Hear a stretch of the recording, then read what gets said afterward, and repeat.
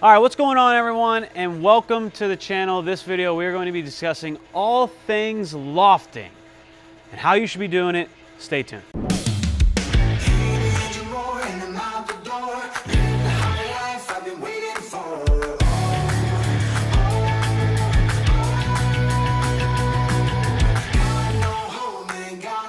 All right, so when we're talking about lofting, we can cover all the bases with three questions. And those three questions are why you loft, when you loft, and then obviously how you should be doing it. And so to discuss the first one, why? Why are we lofting?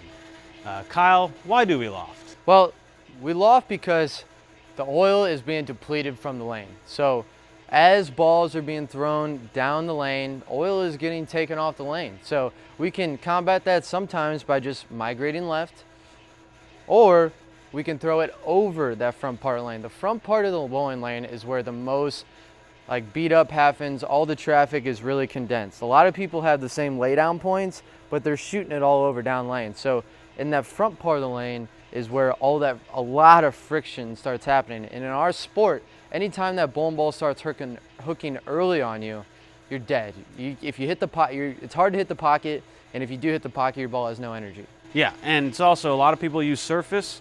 And when that freshly surfaced ball hits the lane, it hits the front part of the lane and then oil gets into it.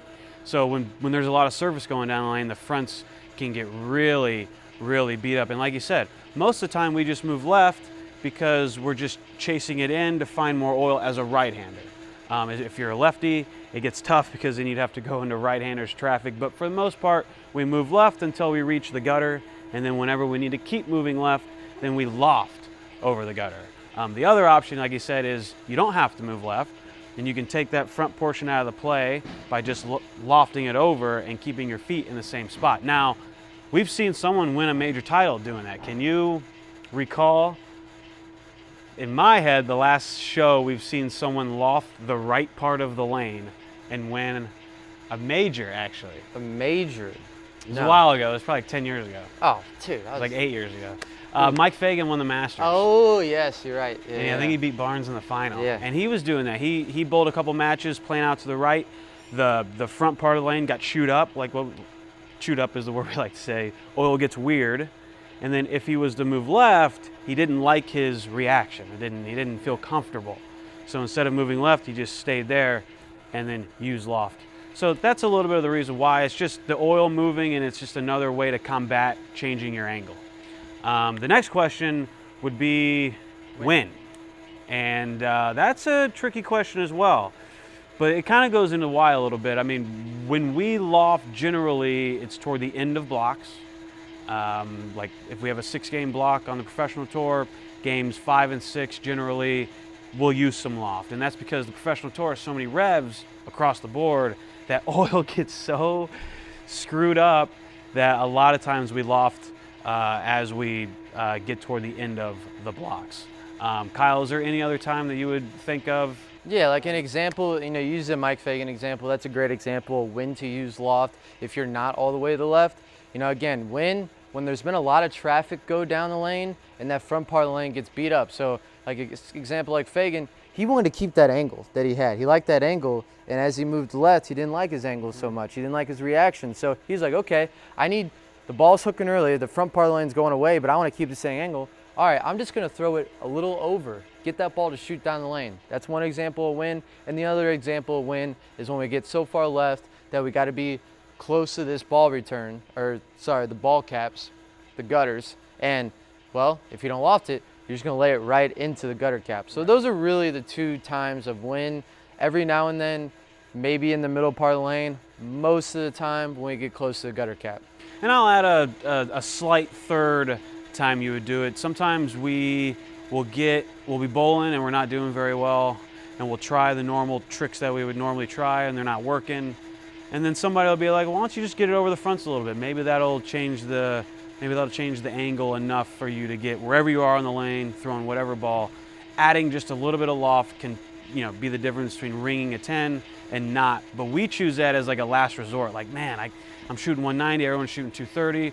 I've tried everything, what can I do? All right, just throw it up in the air a little bit, and then sometimes it works. So as a last resort, it could help you change the angle. The last one, probably the important That's why you're one. here. How? That's why you're here. How do we loft? That's an interesting topic, because if you watch Belmo loft the ball, he's going to be lofting it a lot of times so far down the lane that you can take a lot of those variables that you would normally use as a bowling shot out of play, because the ball's going so far down there. But for the most part, we're not using extensive loft. It's just it's a normal, just kind of out in front of you. There's really no reason, and proprietors pretty much hate you if you send the ball all the way down there and the ball goes wham on the lane, and then it can get ugly. So for the most part, we're not using a ton of loft. We're using a normal amount just to change the angle. So eliminate that big thing out of your head. Let's keep it still to a normal bowling release, okay? So that leads me to my first thing, is when I loft the ball, I have a tendency to want to go with it. So if you're thinking, all right, my normal laydown is here, I want it to be here, well, how could I do that? Well, the first thing is you could think you use your arm and you use your body. So you get here, and then you want to force it with the arm, force it with the body, and then everything kind of comes up. Your ball will loft, your ball will definitely go in the air, but you're never gonna get the reaction that you want. And that's where the reaction part's hard, because we're so extreme. Let's say we're all the way to the left part of the lane, we're lofting over the gutter, our angles are really steep, and if you lift up with it, you kill the power that you're generating in these 4 steps before you get there. And particularly when we're playing super steep angles and you're using loft, you don't want your shot to be a speed heavy shot. You're gonna need some rev rate. And that's because you need the ball to get back. Now, if you're obviously playing straight, then you would want more of a speed.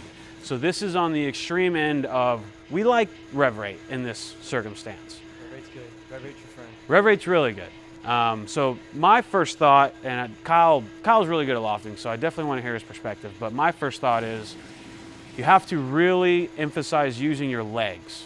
And the more you can use your legs when you loft, the better pin carry you're gonna have, the more consistency of ball motion that you're gonna have, the more consistency of your body that you're gonna have. And the more you use your legs, the less upper body you use. So it's not a up and arm up, it's a down, use your legs, and then use the force of your legs to generate the ball to get up in the air. But if you come out of it at all, your loft game's never gonna be any good. All right, so that's a little bit on the how. We're gonna throw some shots, and we're gonna get them on film, and then we're gonna see how they are. So, kind of attesting to what Brad said, what I think about lofting is you wanna use your legs, and the easiest way for me to loft is I like to just stand up a little taller. So normally when I'm throwing just a normal shot, I get real low to the ground and release it.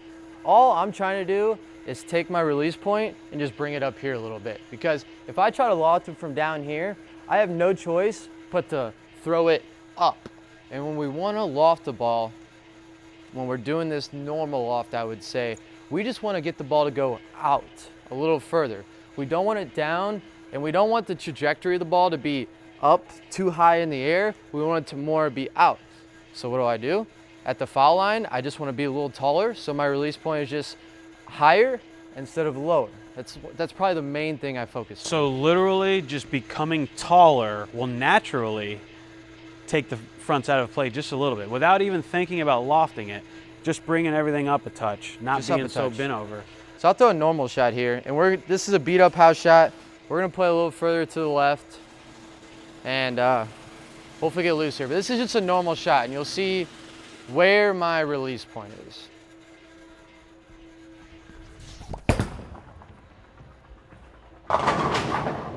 Okay, so there is actually maybe a little bit of loft in that thing, but anyway, my release point is a little lower to the ground. Now, on this next shot, I'm gonna loft it, probably gonna move a couple left just so we can really emphasize the loft.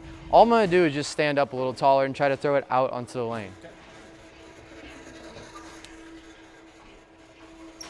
Okay, so we're over here. Clearly the gutter cap will be in my way if I just throw it down. So now in my stance, instead of being feeling like I'm down, I just stand up a little taller, and throughout my entire approach, I just feel taller, and especially at the release point.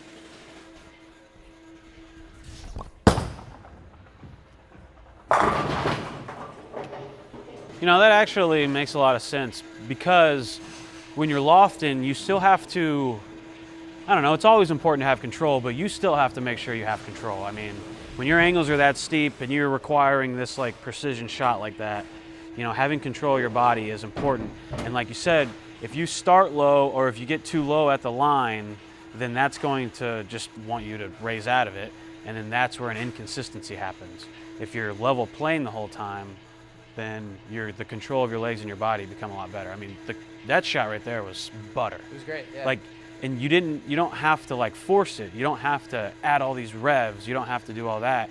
You just have to get in the correct position. Now I want to throw another shot. We'll see. I'm going to try to do one incorrectly here, but this is a great point when you're trying to learn the loft at home. So instead of being taller and trying to get this trajectory like this, more out into the lane, I'm going to try to hit up on the ball and make it just basically go up, and it's going to have more up hit in it. And let's see if we can see the change in reaction. So I'm going to try to do one that's not good.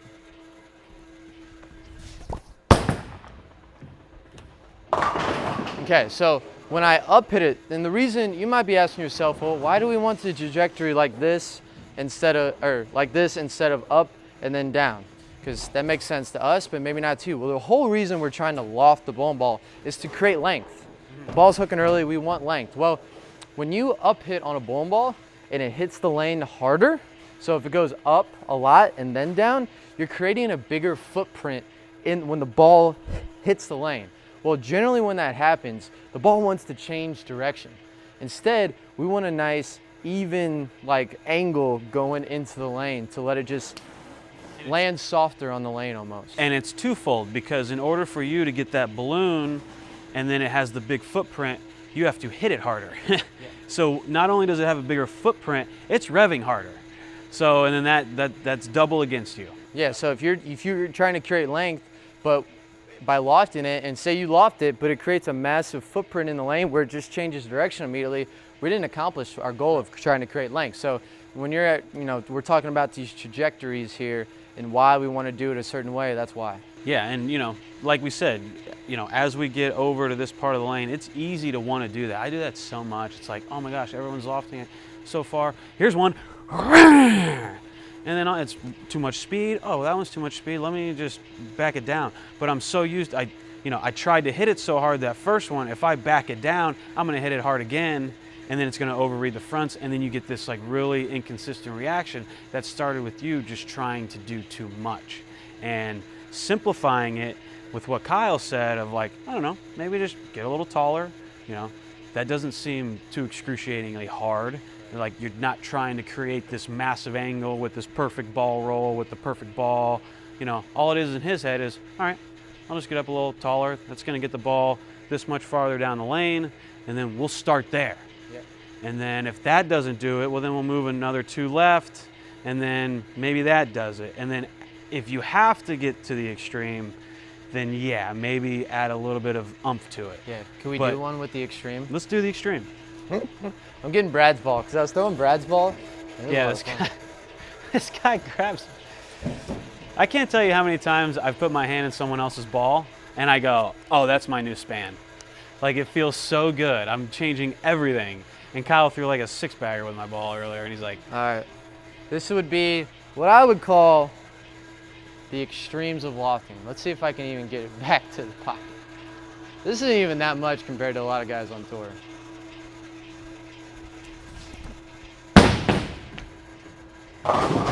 Yeah. Did you see that? Okay. Did you see him 2-8? Did you see you come out of the shot a little bit? Oh yeah. Oh yeah. So what happens is the next shot he goes, well, that didn't hook enough. Well, what's the adjustment? Well, I'll just let up on it a little bit.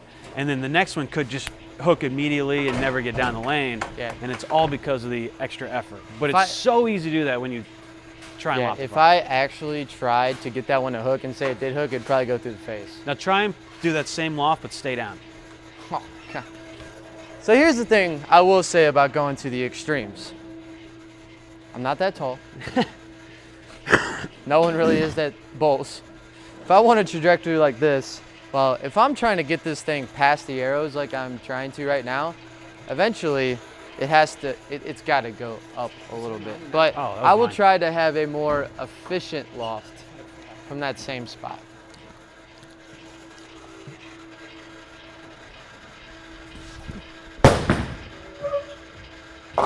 Come on, baby. I'm not EJ Tackett. I can't get it back from there. I'm trying. But it went longer down the lane when I got my trajectory out instead of up. And obviously we're playing a loft game right now where I don't need to be playing there. And we're not throwing the right balls, not the right condition.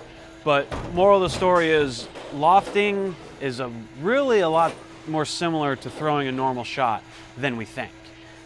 We just see a lot of pros do these extreme things, and then when we try and do that, it's easy to do it wrong and inconsistent. When first, if you're in the position to where maybe you want to loft, or if you're running out of room on the lane, you start small. Don't put a ton of effort into it. Don't muscle it up. Don't try and overhit it. Don't feel uncomfortable and just stand a little taller and keep everything the same and incrementally get there.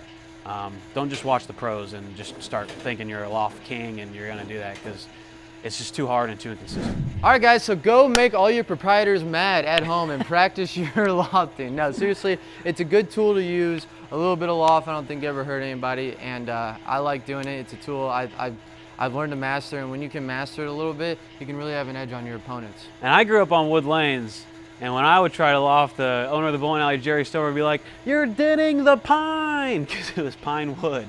But most bowling alleys anymore are not wood lanes. They're mostly synthetic, so it's not as bad. But anyway, thank you guys for watching the video. We appreciate you. Hopefully those tips helped you on some loft.